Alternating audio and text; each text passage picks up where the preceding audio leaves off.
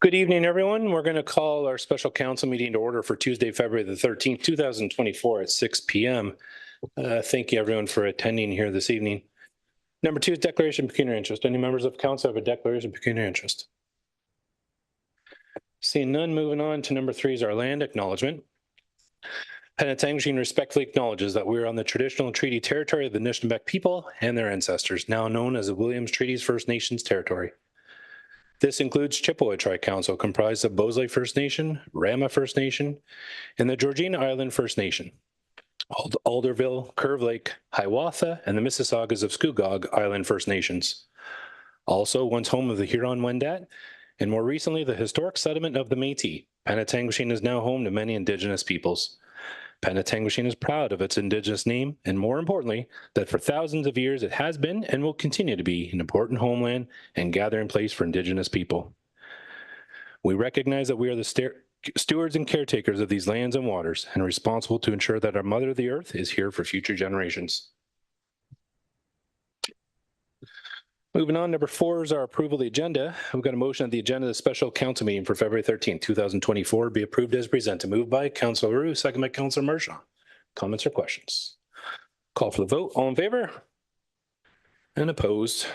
That is carried. So welcome, everyone. We're live streaming our council meeting tonight, and thank you to our municipal partners for joining us. So welcome. Tonight we have a presentation to get all of our municipal partners up to speed on our new OPP detachment board. There's been tremendous work done on this by community volunteers, Phil DeBruyne and Mike Osborne. I want to thank you for your work. And I want to also acknowledge our staff. Jeff and Stacy and Emily and Kelly have done tremendous work behind the scenes as well to make this happen. So thank you for everyone for all of your work. So we're going to turn it over to Phil DeBruyne and Mike Osborne to guide us through what this looks like, this future move to a new set of regulations and rules governing policing in Ontario. And again, thank you for your work, and the floor is yours. Thank you very much, Your Worship. First of all, is to echo what His Worship said to our municipal partners. Thank you very much for your input. And next slide, please.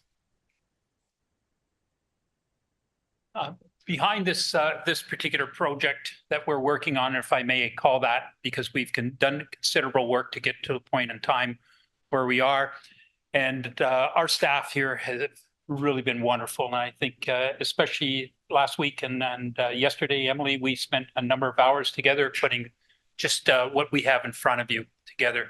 And to Mayor Gordon, I've had the privilege of knowing you for a number of years, sir. I'm sure you will convey our sincerest appreciation to the chair of your police board. So thank you so much for that. Inspector Todd Pittman has been absolutely wonderful to work with. And even on some of our Zoom meetings where I've had to text him with a question, within 30 seconds, he's back with an answer. And we are truly blessed to have him as our detachment commander moving forward. Next slide, please. The top 3 are people that I consult with on a regular basis. Lisa Darling, who's the executive director of the Ontario Association of Police Service Boards. And I'll tell you, membership in that organization is extremely valuable. John Braybrook, who's a retired staff sergeant out of York Region, primarily with a very significant homicide background. He's our new chair of the Ontario Association of Police Service Boards Zone 3. I believe they are hosting the next meeting on March 21st in York Region at the York Regional Police Association building, which is quite the building there. Probably one of the leaders that I've spoken to in the province, and certainly what he doesn't know about the legislation isn't worth knowing. And His Worship, myself, had the opportunity to meet with him last Friday, is Ian McSweeney, who's vice chair of the Orangeville Police Service Board. And he also sits on a committee, and I'll talk about that in a few minutes, dealing with designing the training. I think there are 9 people that sit on that particular committee. And most important, that I feel, are you as our municipal partners moving forward. This cannot happen without your cooperation and support. And there are some significant challenges, but I will also share with you some what I refer to as reality or fact checks in terms of the current process. Next slide, please.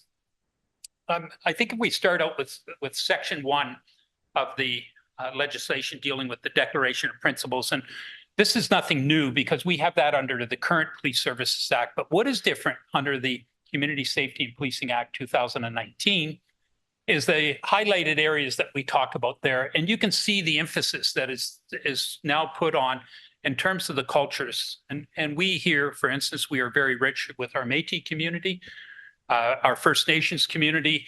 And something that I'm going to ask you to certainly take into consideration, please, is that when we talk about what the final board will look like, that's the prime thing with respect to our memorandum of understanding regarding both the selection and ultimate appointment to members of the Police Services Board by the municipalities. Next slide, please. I'd like to just take a moment just to discuss this, and there is for members of council, there are larger slides that are also within your package. But under the current legislation, under Section 4, the municipality is responsible for providing adequate and effective policing. That's your job. Under Section 5, you, in fact, can deliver that particular policing on a number of options. For instance, we have two different options within this room. We have 3 municipalities, being Tiny Township, the town of Midland, town of Penetanguishene, which have what I refer to as a Section 10 board. And you must have a board where you choose that option of what we call a Section 10 contract. We also have 2 municipalities that are what we call a Section 5.1 non-contracts, being Tay and Georgian Bay Township.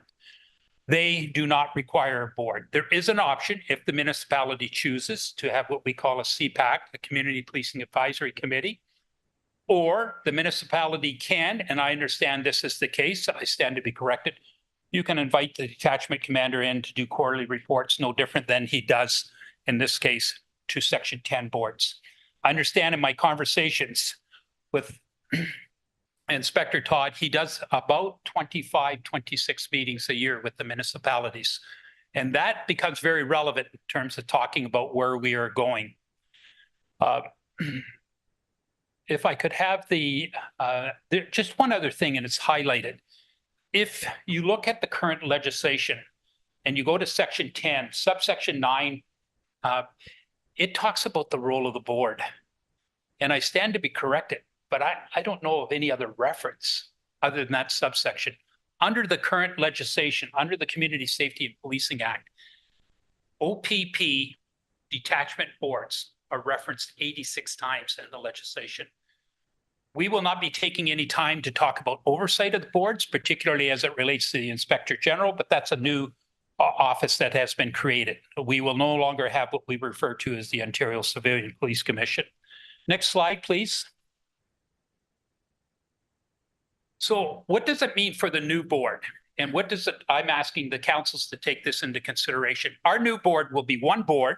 It's already approved. As of tomorrow will be the final day for submissions by municipalities. We will have coming in, as a result of submissions, an OPP detachment board regulation. There's something called Appendix A. We have been formally approved now and will be in the regulation that we'll have 13 members. 3 of those members will consist of provincial appointees. I think they use the reference ministerial appointees. And then we will have 10 other members, 5 of which, 1 from each municipality, will be an elected representative, and 5 will be a community representative, 1 selected by each municipality. The intent of us moving forward is that we collectively, and I'll talk more about that we collectively would call for applicants, you, council, and you'll see something coming up on our consent agenda where you would delegate a person, ideally your CAO, but that's your choice, that they would now advance the agenda moving forward. Collectively, we should have a board that is representative of our community. I would encourage us, as certainly a resident of this, an area being policed by this detachment board, that we take seriously into consideration the gender of the board too. Next slide, please. This is a quote. I'm very blessed that I could say that when I went to the Ontario Police College, which was in 1983, I got to work along the side of what we call first generation instructors. And one of them was an icon and I say an icon by the name of Rick Fruin. And it was interesting. At his retirement party, which had over 200 people, the ministry presented him with a personalized set of license plates. And they were entitled Mr. HTA. And what he didn't know about the topic wasn't worth knowing. But he had this expression: why is it we always have time to fix things, but we never have time to do them right to begin with? It is no fault of anyone here that this legislation received royal assent on March 26, 2019. It will be over 5 years. Over 5 years, and it's now being proclaimed. It is no fault of anyone here that it wasn't until December 18th that we have received confirmation in writing that the Community Safety and Policing Act was going to be proclaimed on April 1st of 2024. It's no one's fault that 26 regulations were released on that day. And if you do the math between December 18th and April 1st, that doesn't give us a whole lot of time to get a lot of work done. That's no fault of anyone here, which makes it that much more important why we, being 5 municipalities, have to collectively work together moving this agenda forward. We may not like the legislation that has come down, but the reality is that we no longer will have Section 10 boards, no longer will have 5.1 non-contracts. We will have a single Section 67 board under the legislation. I'd like just to refer, next slide, please. This is a definition, and I will make a quick reference to it later. One of the things that I got to do in my past was I testified at a public inquiry. At that time, it was called the Cornwall Public Inquiry.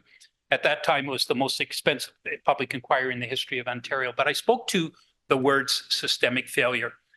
And the reason why I referenced those particular words was that part of my past includes spending about 8 years of my life related to a project called the Campbell Report Implementation Project, was in fact the recommendations into the investigation of Paul Bernardo.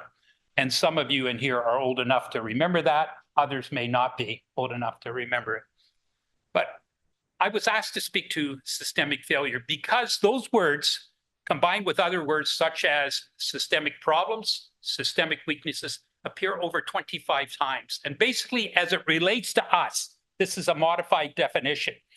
But as it relates to us, we need to keep in mind what our legislative responsibilities, bylaws, standards, rules, policies, procedures, and best practices will be moving forward. But even if we have those, systemic failure also includes having all those things, textbook, but either A, failing to apply or enforce them, or B, even keep them current. Next slide, please. I'm not going to go into all of these at all, but except number one, I'd just like to touch on that. There is an MOU coming. It deals with board selection and appointments, the call for applicants. I would encourage you to give serious thought to that MOU.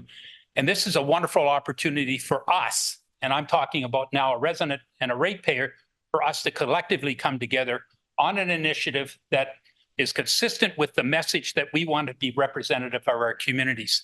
We have developed evidence-based competencies that will include, and for instance, those competencies are taken from 3 very significant reports. They're based on the Winnipeg Police Model that was referenced in these reports, but it also gives us an opportunity to look at the applicants coming forward. And because we may need provincial appointees, we could have a person that is a runner-up. And if you collectively choose, there is nothing to stop you from talking to that individual to recommend that they apply for a provincial appointment. And to take it a step further, there's nothing to stop you from writing a letter to the minister and copying our MPP, Jill Dunlop. That's just an option. And I would encourage you to look at that. I think the others speak for themselves. And once again, you'll see the words equity, diversity, and inclusion. And that terminology, by the way, combined with lived experience, is in our community safety and well-being plan that we collectively are all signatories to. So once again, we would be embracing that. Next slide, please. I'm not going to spend any time on that, but I put that up in the spirit of working collectively together. And three words up there that I would put some emphasis on: communication, cooperation, and the word collectively. We need to be speaking, as will the board, as one voice. And the 5 municipalities will have that opportunity through MOUs moving forward. Next slide, please. Right now, you will have an opportunity, and I believe there is feedback. You've already had staff involved in this, dealing with the board selection and appointment. I don't plan to certainly mention, but we are also to discuss, pardon me, but we're also going to be looking at 2 other MOUs moving down the road. I would ask you to keep in the back of your mind this, please. If we have 5 municipalities and Inspector Pittman is meeting with us, we have to have staff in the background preparing agendas, preparing minutes, if we're going to conferences, booking conferences, and performing other administrative functions. Well, now we can have one municipality out of the 5 could actually have administrative support staff doing those functions on behalf of the others. And under Section 71 of the legislation that Mike is going to be talking to, you can collectively share those particular costs. You collectively can make those decisions moving forward. You only have one. I'm not going to be part of the board, but I would say this: if I was, I don't want to work with 5 different people. Whoever you decide, make it just one. And I will go on. I also teach this topic at Trent University, board governance, and I would put a lot of emphasis on this. Although it might not happen in practice, the board administrator and the board secretary have to be 2 different people. It's unfair to ask the board secretary, for instance, to be dealing with high-level communication that might involve Central Region, might involve the Office of the Inspector General, for instance, might involve the Law Enforcement Complaints Agency, might involve the ministry. That's unfair to ask board secretary who performs very important functions, including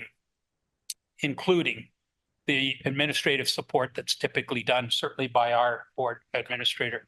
I would ask for you just to look at what's in red, please, and that's this. We are inviting your input into something that is solely a board function.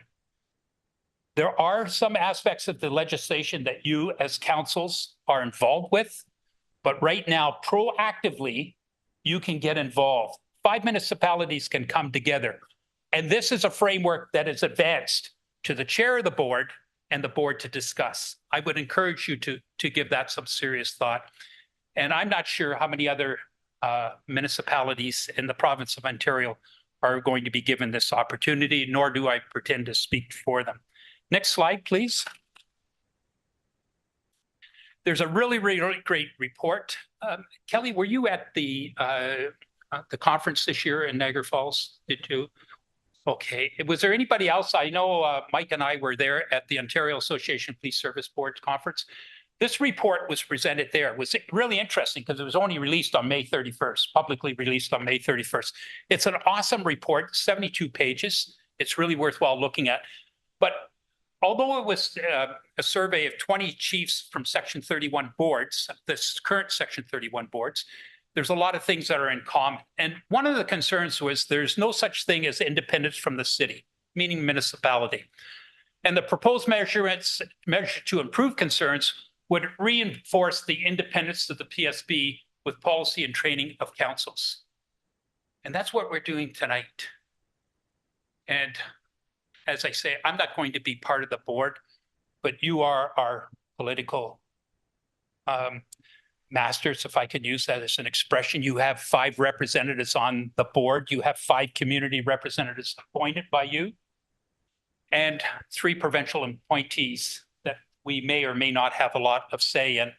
But I would say this: although the board enjoys the independence, and going back to that previous slide, that bottom piece in the red, what I'm trying to emphasize is this is your opportunity collectively to speak, to have input. And I know the board will listen to you. Next slide, please. One of the interesting things in that report, nothing about us without us and the scope of the report. They deliberately did not include First Nations. That was not by accident, but it was a conscious act of respect. And if we do not capture representatives of our First Nations community or of our Métis community, then there is another option that I will talk about in a few minutes. Populating boards with quality members, training, and training. And you are going to get a little bit of shell shock.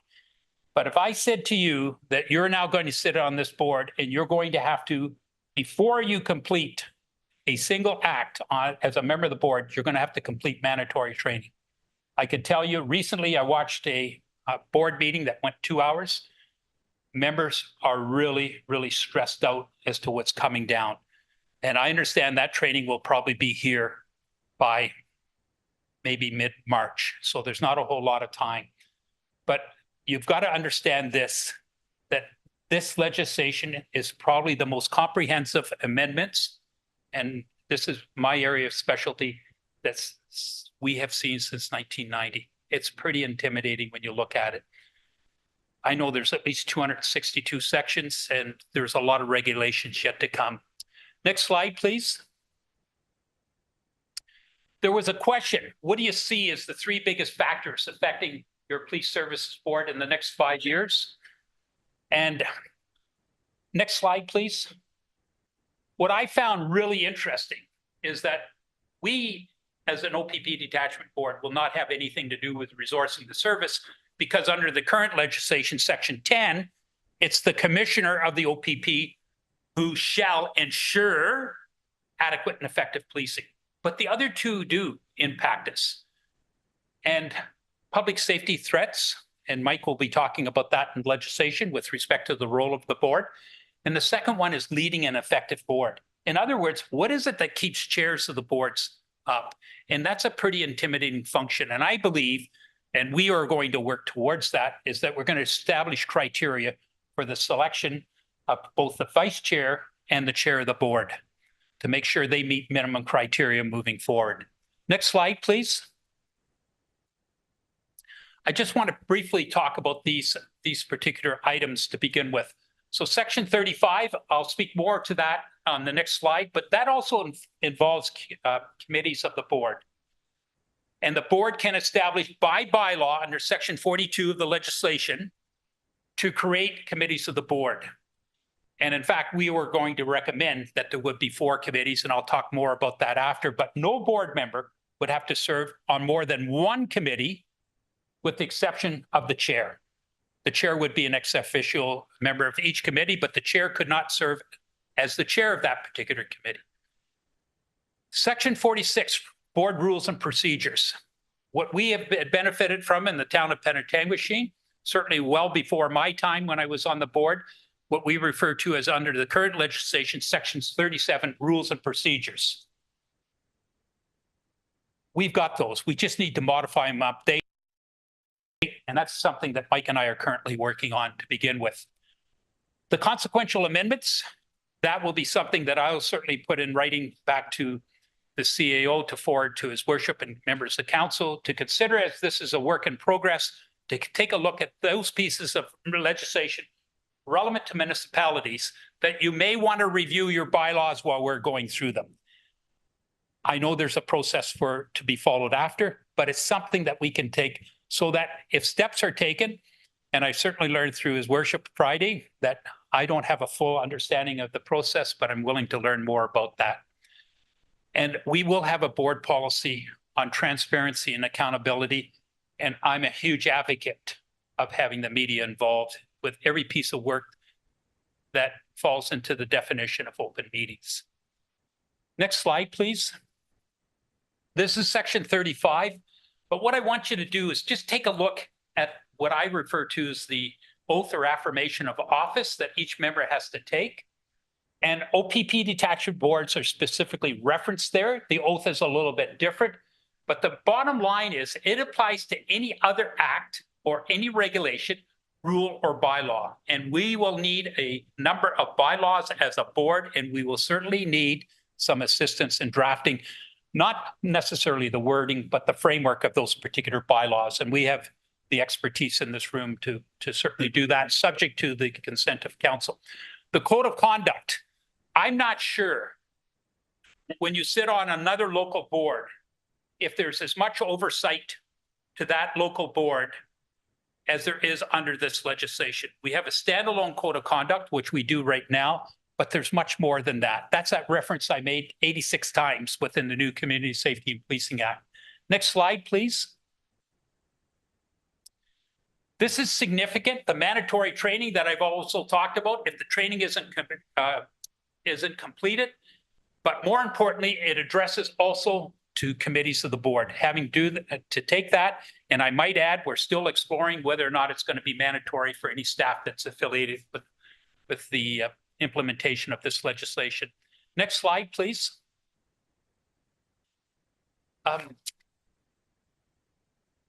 I got to do a presentation before the late Justice Archie Campbell back in 1995.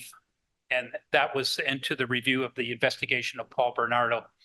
And then in 1996, June of 1996, he released a 504-page report. And throughout that report, it's permeated right through the whole thing, training, training, and training. And recommendation 27, and what's interesting listening to is an analogy, just a wonderful judge to work with. And literally, if you get a copy of the Toronto Star when he died, they described him as a legal giant. But he talked about this recommendation, and this is a slide that I actually presented at the Cornwall Public Inquiry. And its funding is required for training packages. And although we're talking about major case management, say what we call major cases such as homicide and sexual assault, the necessary funds are modest compared with the human and financial cost of failing to increase or to more reasonable level the systems of public protection against serial predators. It would be institutionally reckless to fail to do so. And you might want to turn around and say this, then isn't that a drastic comparison to what's going on now? If you read what's going on now in Thunder Bay, if you read what's happened in Ottawa, you read what's happened in Peterborough, if you read what's happened in other municipalities, the question in every one of those instances is, where is the board? And it doesn't appear to be a significant issue until something goes wrong. The idea is to be proactive, and you can make that collectively happen. Next slide, please. I just want to spend a moment on this, and this is strictly going to be the board, but this is how, given what we feel is the work of the board moving forward, is that the board administrator is the key to all of this, along with the board chair, and I might add the detachment commander. They're very, very key. The board administrator, and there's the structure with respect to the board secretary and administrative support, but on the left side, and you'll see the number of agencies that he's involved with. And this is the high level stuff that I was talking about. And if you take a look underneath, there are 4 committees that we've described moving forward. Those names of those committees could change, but certainly the one that I would like to certainly reference is the Human Resource and Diversity Committee, as well as the Standards Local and Action Plan Committee. You are allowed to have non-board members pursuant to Section 42 on it. What a wonderful opportunity for the board to recruit from, for instance, the Métis community, the First Nations community, representative of disadvantaged groups, for instance. That is there. Next slide, please. For members of council who've got your binders, this is blowing up. But what I want to say is this.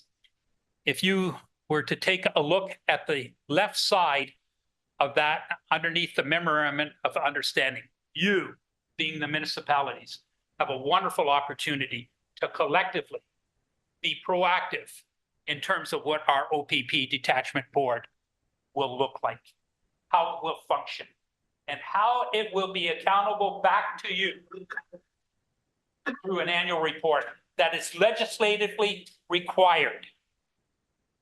That you have opportunities on the board to advise the detachment commander with respect to policing. Classic example of that, if I may, with Councillor George and Bonker at the last police services meeting, he suggested for increased visibility for the board, that the board could ask the detachment commander is that you've got space issues, you have visibility issues, and we have a wonderful satellite office. And it's impressive that that suggestion was. Equally impressive was how the inspector recorded that. You have input all the way down. You are included. And at that point in time, I'm concerned if I went over, but that's my cue. And what I'd like to be able to do is ask you to hold on to any questions until my colleague, Mike Osborne, has presented. And once again, to your worship, thank you for the opportunity to speak. Thank you so much, Phil. I forgot to mention that at the beginning. We'll hold the caution at the end, but thank you for that. Mike, thank you for being here. You're welcome. I just want to go over briefly some of the definitions and then some of the regulations and some of the act itself. But it's important when you're reading through this information that you understand that there's a significant difference in some ways between an OPP detachment board and a municipal board or First Nations board. They're completely distinct, except for a number of subsections that are listed in section 67.6. The other term that's important to recognize is prescribed. When it says prescribed, it means it's prescribed by regulations. There are a number of regulations that Phil has mentioned earlier, and I invite you to keep up on those regulations. And some of those regulations also give you the opportunity to respond to the ministry and make recommendations. So make sure you follow along with those. Next slide, please. It's important also to recognize that there shall be a board. So this is not an option for us. We don't have any choice. There's going to be a board. And as you know, what that looks like, you've already selected the number of members that are going to be on it. So the composition has been done. And you did have input into that. And you guys gained consensus on that. And also the term of office and remuneration, you also had a chance to provide some input on that, or do until tomorrow, is it, Phil, or today? One of the other. Tomorrow. So you had some opportunity there as well. Next slide, please.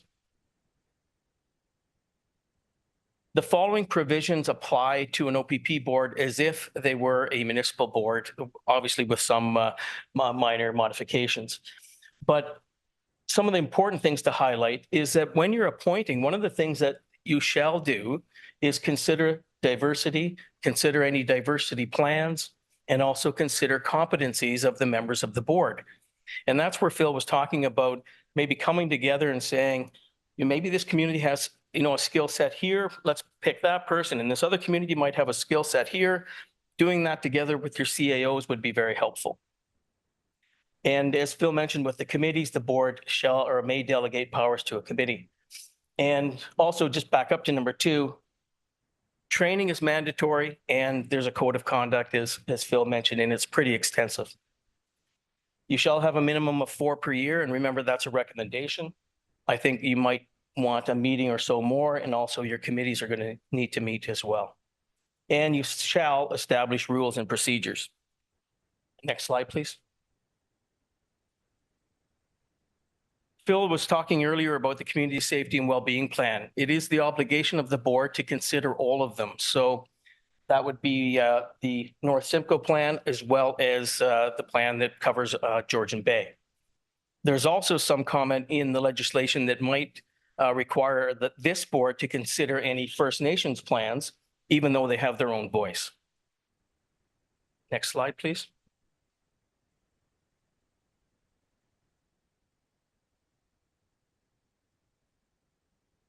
In exercising its functions, the detachment board shall consider any community safety well-being plan. So there's the section that refers to that.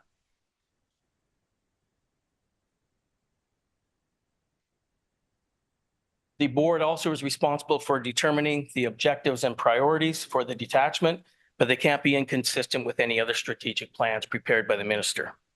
So this is where you have the opportunity, or the board has the opportunity, to give some input to the detachment commander as to how our communities will be policed. Next slide, please.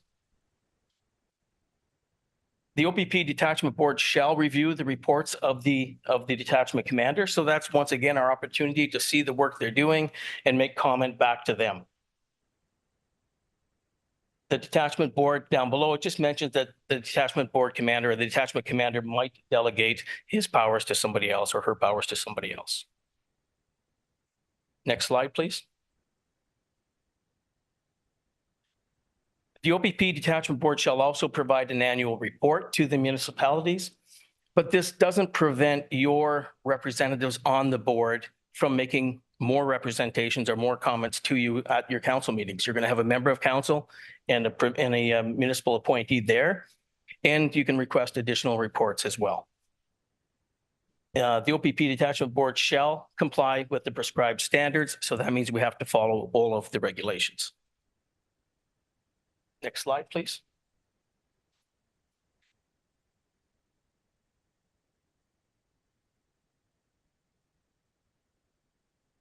The OPP Detachment Board may establish local policies. We are recommending a number of policies. You may establish them, unlike the rules and procedures where you must.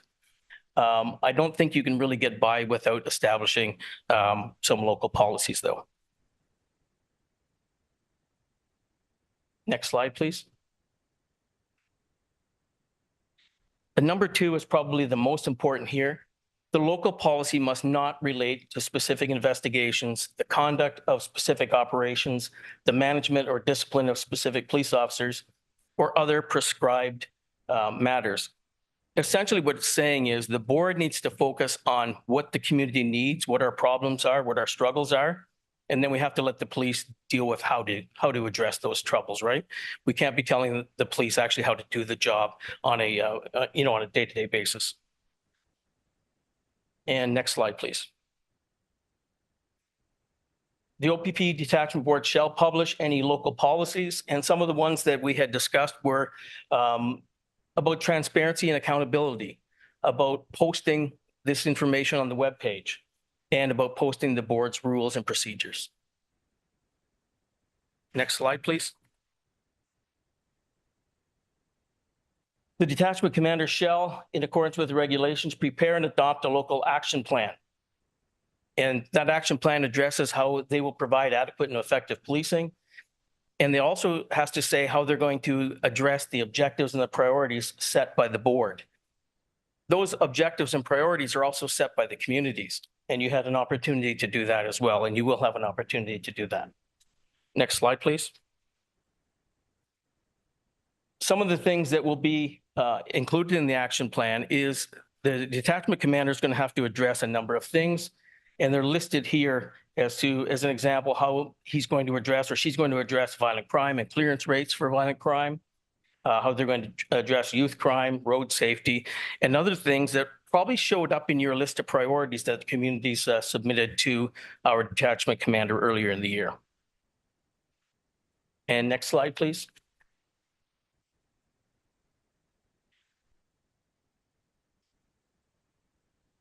I just mentioned in here that OREG 39223, there are also regulations for the detachment commander and the OPP as to how they go about dealing with police issues. So if you wish to review that as well, I just add that for interest. Plan, though, does have to provide a description of how they went about consulting with the community. How did you reach out and discuss these things with the community? And next slide, please.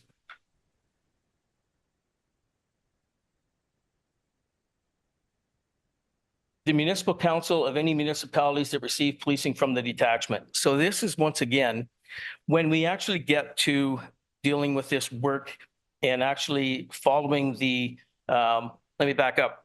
The current plan for the OPP goes from 2023 to 2025. And I think they did that deliberately because the boards really aren't going to be in place and aren't going to be up and running to do some of this work until, sometimes later. So what this does is They already put their plan in place, and I expect that 2 years down the road, we will be consulted in a much more thorough way. Members of the community will be consulted, community groups will be consulted, schools, school boards, community organizations, et cetera. Next slide, please. In preparing or revising the local action plan, the detachment commander has to consider some things, the results of the consultations, and any community safety and well-being plans adopted by the municipalities or the First Nation. And once again, it mentions our First Nation and our Métis communities. And next slide, please. The OPP Detachment Board will have the opportunity to make comments about the local action plan when we actually formally do this in a couple of years from now. And that will give the detachment commander the opportunity to review their comments and then make changes if necessary.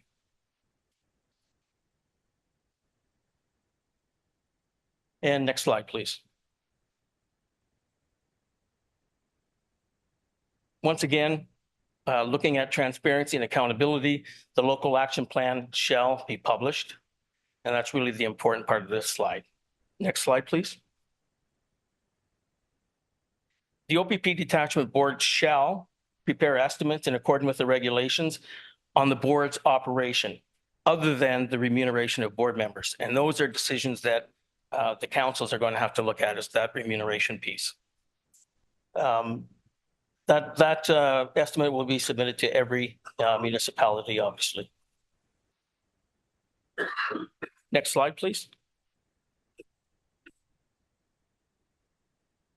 This requires Section 71 for all municipalities that receive policing from the detachment to pay their share of the board costs. Next slide, please.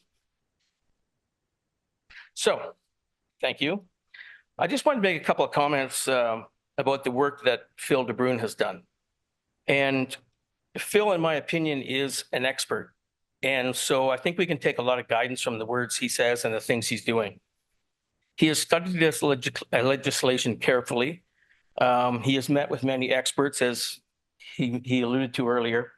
He has worked with staff. He has utilized his knowledge to prepare many documents and really think through the work that he's doing. And without Phil in this endeavor and volunteering hundreds of hours, we would be nowhere close to the point we're at. He's really put a lot of time, effort, and expertise into this. And when Phil's asking some of the people who I consider experts about this, when he's asking them questions that they haven't even considered yet or don't know the answer to, it tells me a lot about his level of expertise. So I'd like to thank him for assisting us all with that work. This work is very important for a few reasons. And one is the work he's doing is going to make this process expeditious. It's going to speed it up. He's done so much work already to get this board in a position where they're going to be able to start doing their work from day one. It's also fiscally responsible. I can't imagine having a board of 13 people and trying to bring them all together and learn this legislation and learn the community safety and well-being plans and the local action plans and the priority lists of the 5 municipalities and the division of duties amongst them and the new regulations that are coming in. And at the same time, draft all of these documents that Phil's been working so hard on. So if nothing else, it's going to save a lot of money by having this work done by people like Phil, the staff, and every council here to do this work in advance. Building consensus amongst the 5 municipalities now also helps set the tone for the board. Municipal appointees are going to be required to, yes, bring forth the concerns of their communities, but also look at this holistically or collectively, just like the detachment does. The detachment has to look at what is our priority, what is the emergency today. It might be in Penetang, it might be Penetanguishene, it might be in Tay Township, Tiny, Georgian Bay, and it might be in Midland. But at the end of the day, if we look at it as a board that says, what happens to our neighbors is happening to us. So if you stop an impaired driver in Tay Township, it might save an accident in Penetanguishene. If you stop a robbery in Midland, you might have solve 10 break and enters that happen in the rest of our communities. So we have to really look at this as a collective and do our work as one board. So the more you can do now to answer some of these questions and do some of this work, the more it'll help that board get off and running, get off on a good foot. And that's it. Thank you. And subject to any questions you might have. Thank you so much, Mike. Thank you so much, Phil. I'm going to turn to council first. Any comments or questions for our presenters? And then we'll open up to the floor. Any members of council? Councillor Vadabunker. Thank you, Worship. Just a question with respect to First Nations and whatnot. There, you mentioned that very early on in the presentation in terms of having regard to, and within this catchment area, we have Beausoleil, and I understand they have their own police force, but I'm not sure what the relationship is with the other 5 municipalities and how we take that into consideration. Thank you. I think there's an opportunity to have people from Beausoleil, from our Métis community, be advisors to our board. In some communities that we've looked at, they actually have them as part of their board. And so, which is kind of strange because some of those other locations also have Anishinaabe Police as an example, with the OPP supporting them. The legislation seems to suggest that we need to, regardless of whether or not they're part of our board, we need to consider any plans and concerns that they have. And they will also have a voice directly to the detachment as well on their own, if that answers your question. Yes, thank you. And if I may just add to that, Section 42, which would be a bylaw by the board, should the board want to go along with the suggestions subject to the input collectively from the municipalities, allows non-board members who would otherwise be qualified, and clearly the local action plan committee, for instance, because the wording that Mike has described would be an ideal location to put one representative, one or more representatives, and our human resource and diversity committee would be an ideal place to put a second one. But I want to put some emphasis on it. The majority of those committees are still board members. So it can be captured there. And your worship, just before we finish, I was wondering if I could ask a favor from you too, please. I'm sure we can. Any other members of council? And just to add to that, remember that we can look at these competencies while we're picking members for the board. Any other members of council? Councilor Mershon.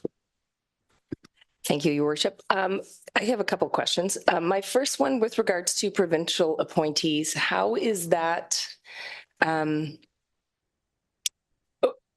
I'm trying to understand, what are they looking for? And is that the province taking recommendations? So you said there was an opportunity if someone has applied and perhaps isn't successful, you would encourage them to bring their nominations or their candidacy forward. Would that be like a public call as well from a provincial perspective? I'm just trying to understand what those 3 provincial appointees, what that looks like or what that could look like. Subject to any comments from Phil, but there is an application process for that. And I would recommend that as councils that we send that out to the community and say, here's the process for it. Here's what they're looking for. And I expect that that's going to be done fairly shortly. That's part of the work that we've been doing, is to prepare that package for the community so they can understand what we're looking for, or what the province is looking for as well. And certainly through you, Chair, that I believe, and I stand to be corrected, it's called the Public Appointments Secretariat, where you would advertise, for instance, if you go to that website right now, you'll see massive vacancies for police service boards. And the second thing, once again, through you, Mr. Chair, I believe our board secretary would have received a recent email that the ministry is considering, subject to council approval, whether or not the provincial appointee that's currently sitting on the board. And with the town of Penetanguishene Police Service Board, for instance, we have 2 vacancies. So they would have to look at either Tiny or Midlet, that those appointments would be allowed to stand. But once again, There may be reasons not to. I know a CAO that I spoke to in a very, very large community have in fact asked that the provincial appointments be terminated as of March 31st, so they can start a new process to reflect what the total composition of the board would look like. And I'm not sure if that generates another question or not, but thank you. Thank you, Mike.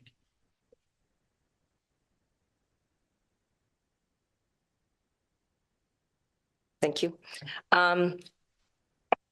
The org chart that you shared looks like a mini organization. And there's a lot of subcommittees. This is a lot of work for a resource. So to your point around an administrator versus the secretary of the board, I would agree this is probably a full-time role. So I'm trying to understand as we come together collectively, I know there was one of the comments about council have to look at what compensation and few other things look like, but resources are going to be a huge piece. This is very different than existing boards for us. So I'm just really curious, what are you seeing in other structures? I know this is still new, but there's a lot of moving parts right now. I would agree there are a lot of moving parts, and that's the benefit of getting the work done that we're doing now. The idea of committees, remember, you don't have to form these committees. These are just recommendations. You might find that you form a committee and a year down the road or 6 months down the road that maybe that committee can do the work of 2 committees. Maybe you don't need 4 committees. It's just to kind of divide up the work and have them look at this work, especially during the first year when there's a lot of regulations coming out and a lot of change. And the idea also of a committee is saving the entire board from meeting. So, you know, you have all these documents and things people are working on, but if you're working on them as a board, you have 13 people sitting there for hours on end. And it's also very difficult to work with that many people to, you know, either generate documents or review documents. Give it to a much smaller committee of 4 people or whatever the case might be, and have them review it and then bring it back. So now you're dealing with a matter of a few people and a few hours rather than an entire board of 13.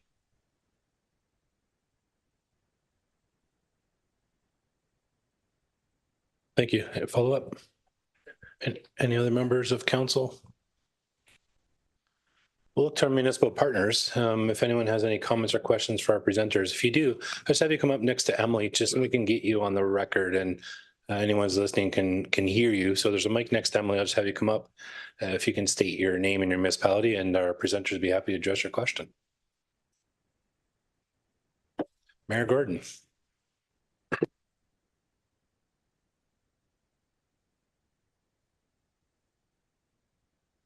Thank you very much. Bill Gordon, Mayor of Midland, and a member of the current Midland Police Service Board. So I too want to echo the thanks for the depth of work that both of you did along with support staff to get us to where we are now. Because I don't think any of us, when we thought of, oh, let's just, you know, the detachment board's just going to smush together these 5 boards and we're all just going to meet 4 times a year, easy peasy. And, you know, what's the big deal? Clearly, it's a big deal, and the changes in the legislation are, you know, been coming a long time coming. And to your point, it was, you know, December, go live in April. Not a lot of time to get this going. So I just wanted to reiterate thanks on behalf of Midland for the hard work you've done and this really condensed, you know, executive summary of the changes that are coming. A couple of things I had noticed was there was on one of the slides you were talking about the board's capacity to monitor the performance of the detachment commander. And that exists now in the current format, but it's always been a bit of a head scratcher for me. But here it looks like, you know, would be monitoring based on that Section 70 local action plan and those sort of KPIs we've set? Or is it some other KPI that would be monitoring on? And really what happens if the detachment commander, which I don't expect to happen with Inspector Pittman, he's a solid guy, but, you know, maybe we get the next detachment commander who drops the ball and, you know, is maybe less attentive to our needs. What is, you know, this monitoring performance? What does it really mean? And is it really just, you know, performative, or are we actually doing something in monitoring performance of policing in our communities? And then I have another question after that. Sure. Can I, please? So I think part of the issue is, yes, Section 70 sets out a number of things that the detachment commander must examine and must report back on. So he has to go through violent crime clearance rates, all of those things. And advise the board how they've addressed that. And I think part of the reason that there's so many rules for a detachment board is it forces the detachment board to actually take a proactive role in this and make sure that those things are being done, or at least they're asking the questions and getting the answers. The other thing that happened was every community was given an opportunity. I believe every community was given an opportunity to submit a list of priorities for their community to the detachment commander. It was the previous detachment commander, but I know Midland is an example. Our board did that. So my understanding or my belief is that we would evaluate, the new board would evaluate the detachment commander based on Section 70 and based on their ability to address the priorities set by the 5 communities, because that really was the consultation that took place. And as I mentioned earlier, the consultation, I imagine 2 years from now, will be much more extensive. But for now, that's the priorities that were set, and that's what we would be looking for the detachment to address. If I may, please, Your Worship. Just a couple other things, and I realize this might be unfair to staff here. First of all, I understand the Ontario Association of Police Service Boards is looking at developing some type of template that goes way beyond ticking off boxes. Secondly, is that region has to hold the boards accountable. It's inexcusable that a detachment commander could go years without one of these. But although you're right in terms of the legislation monitoring the performance, but evaluation. Mike and I are already in our Section 46 rules that say we will be recommending in our rules and procedures that on those, and let's just say you end up with 5 board meetings, the last agenda item be going into camera and talking about the evaluation, monitoring the performance of the detachment commander without getting into specifics. A good example, I certainly, as just a member of the public watching the last board meeting, I saw some pretty awesome things about our detachment commander. I feel that the board should go into camera, the last agenda item, and record those items so that when we do the annual review, that we have something there collectively from 4 previous meetings. This once a year thing doesn't cut it. So, if I may, Your Worship, I'll add another item. When this is finished, I will do pen to paper on the staff here back to Mr. Lees as the CAO, with the exception of Mr. Lees. He, on the other hand, I will do directly back to His Worship. It costs us nothing to say thank you for a job well done. It costs us absolutely nothing when we talk about budgets. We don't do enough of that at all. And I have seen and witnessed firsthand some pretty remarkable work that's being done by staff. 2 people don't get to this point without them collectively. And the leadership of His Worship and Council, it does not happen. And if you remember that last point, we don't get to this point without our municipal partners. You participated in that zone meeting, and I was pretty impressed with the feedback. And continue. You're here tonight. You've got your chair of the board that's played a major role in all of this. The other thing is, before you get to the other question, I'm actually going to pause on that, and I know you had a second question. So you've raised an excellent point, and we welcome feedback. You can make a difference when you look at those Section 46 rules. And I don't mean to center you out, Mayor Gordon, but you also have lived experience. You have been in those shoes. You've seen it. You've experienced it. You can offer that feedback to make a difference moving forward. And we can enhance those rules and procedures. In fact, everyone here has that opportunity to provide that feedback before the board is even formalized. Great point, great question. Thank you. So yeah, it's an exciting opportunity for all of us, and it just makes so much more sense to come together. And I hate to use the word amalgamation in the council chambers, but to amalgamate and really bring all of this effort, under one board with all the collective voices. And I think we can really knock it out of the park with community safety in North Simcoe as a result. Just speaking to the fact that, for example, Post Slave First Nation, Police by Anishinaabeg Police Service, which is supported by OPP, isn't part of this construct by design, it would seem. I wanted to offer some ideas that Indigenous initiatives and advisory roles sound like really good ways to stay connected. We have very large Métis population and off-reserve Indigenous residents in our locales. And I really think the board could play a strong voice in really advocating for restorative justice and alternative diversion to extrajudicial, not so it's not just slapping cuffs on and charging people. There's a lot of alternatives that already exist that I think a board could really, staff with the right people and the right community members could really push that and champion the use of more restorative justice. For example, the FACE program, which is something that's struggling to exist anymore, that our little police service in Midland used to feed a lot of youth through as an alternative to charging. The OPP doesn't use as much of that. And I'm not suggesting that, they're not using it because they don't want to, but it hasn't really been a priority. They have other sort of provincial-led priorities. So if our board decides that with the Indigenous input that we put on our committees, that restorative justice is a priority for us, as a diversion out of the court system, when appropriate, of course, then that could be something we put on our plan.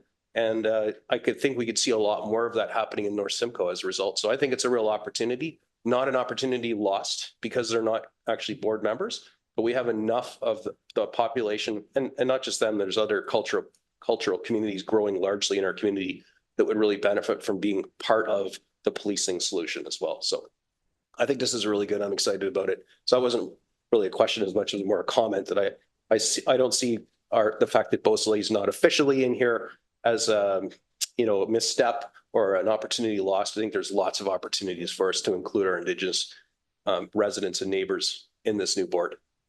Thank you. But just quickly add something just between experiences worship shared with me on Friday and those experiences.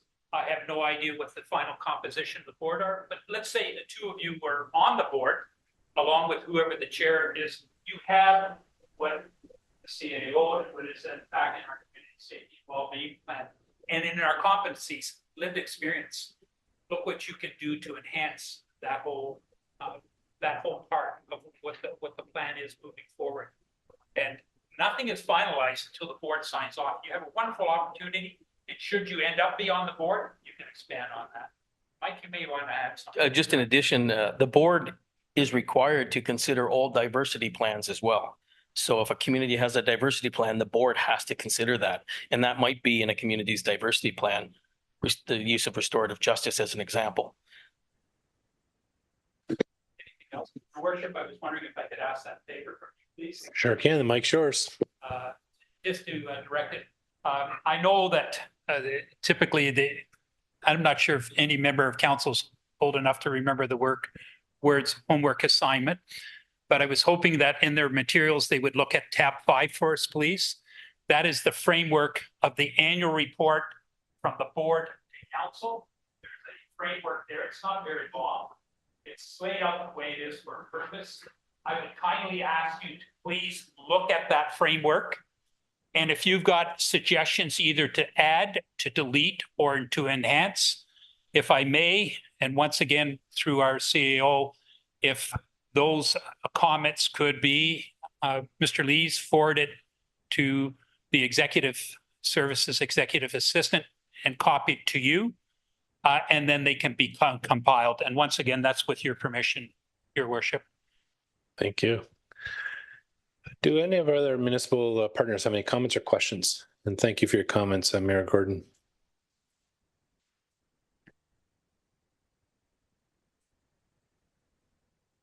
Seeing none.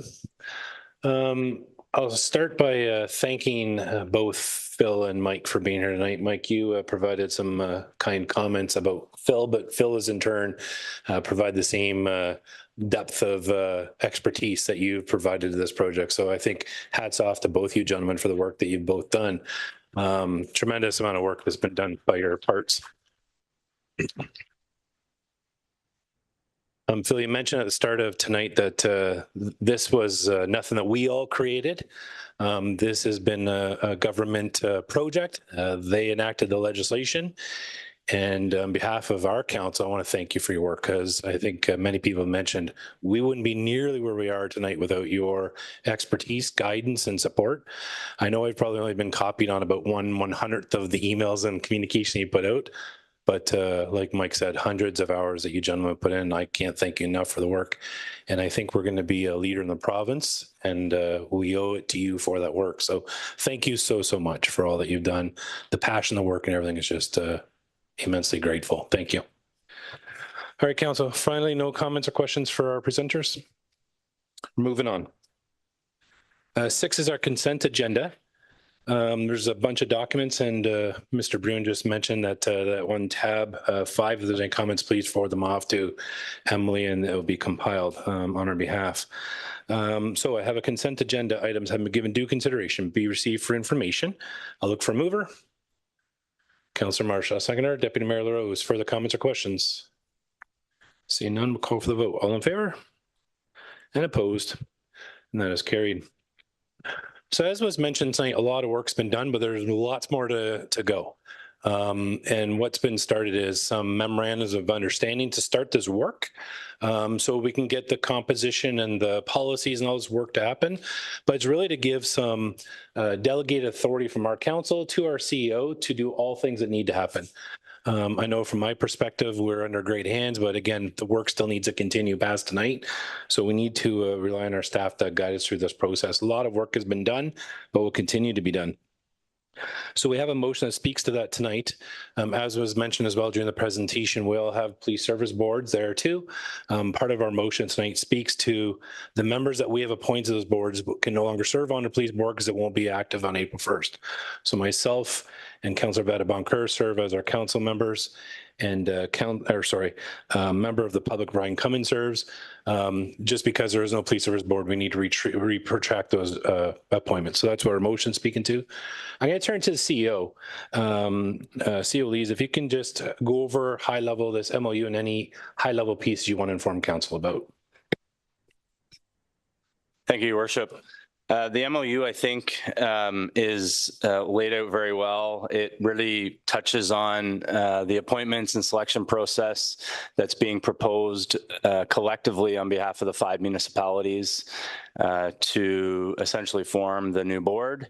It's very thorough, and again, thanks to the work of both Phil and Mike, what you have in front of you is an excellent starting point for us, and probably a good launch for many other communities around the province. The 5 municipalities will entertain this at their respective councils between this week, and I think there's one remaining municipality that will entertain it next week. The intent is, assuming we have all 5 municipal councils support the MOU with potentially some minor changes, then we would be looking to post a call for community applicants the week after next. So the beginning of the week, February 24th, I believe it is. With respect to the document that you have in front of you, there may be some minor administrative changes that occur. We do capture that in the final part of the motion where it talks about giving delegated authority to myself. There is one notable change that I would mention that the CAOs group did discuss and talk about, and that is on page 10 under the objectives relating to scope and objectives. The 3rd objective talks about creating a committee consisting of CAOs to review the applications from members of the community to ensure that the collective competencies are covered. The group of CAOs felt, and I think it was a great suggestion, that we not only include just ourselves as CAOs, but also the heads of council from each of the 5 municipalities. The heads of council, as members of council are aware, were approved to sit on this new board, either themselves or their designate. So the CAOs felt that having head of council, from a governance perspective at the council table would be beneficial. So that would be one change that you would see from the document on tonight's agenda. But aside from that, there may be some other minor administrative changes, but I did want to bring that to council's attention. Thank you, Your Worship. Thank you so much, CEO Lees. All right, council. 7 is matters for consideration. We have a motion regarding the memorandum of understanding for the Southern Georgian Bay OPP Detachment Board selection and appointments.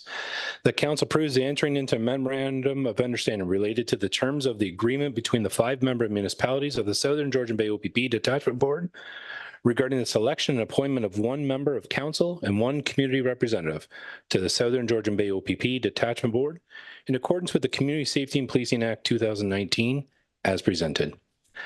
And that as per the Community Safety and Policing Act 2019, implementing the Southern Georgian Bay OPP Detachment Board, the current term of the appointment of Mayor Doug Rawson, Councillor George Vadabunker, and Brian Cummins on the Penetanguishene Police Service Board be deemed complete and fulfilled, with the end of term being March 31st, 2024. And finally, that the Chief Administrative Officer be given delegated authority to proceed with all necessary steps to complete the transition from the Penetanguishene Police Services Board to the Southern Georgian Bay OPP Detachment Board. I'll look for mover. Moved by Councillor Leroux, seconded by Councillor Vadabunker. Comments or questions? Seeing none, we'll call for the vote. All in favor? And opposed? And that is carried. Is there a question period from media and public? Any members of public wish to have any further comments? Seeing none, we're going to look for adjournment at 7:11. Moved by Councillor Waters, second by Councillor Durush. All in favor? Have a good evening, everyone. Again, thank you to Phil and Mike. Thank you so much. I can't say enough thank yous. And again, to all our municipal partners, thank you for your leadership and participation tonight. We look forward to working together on this endeavor and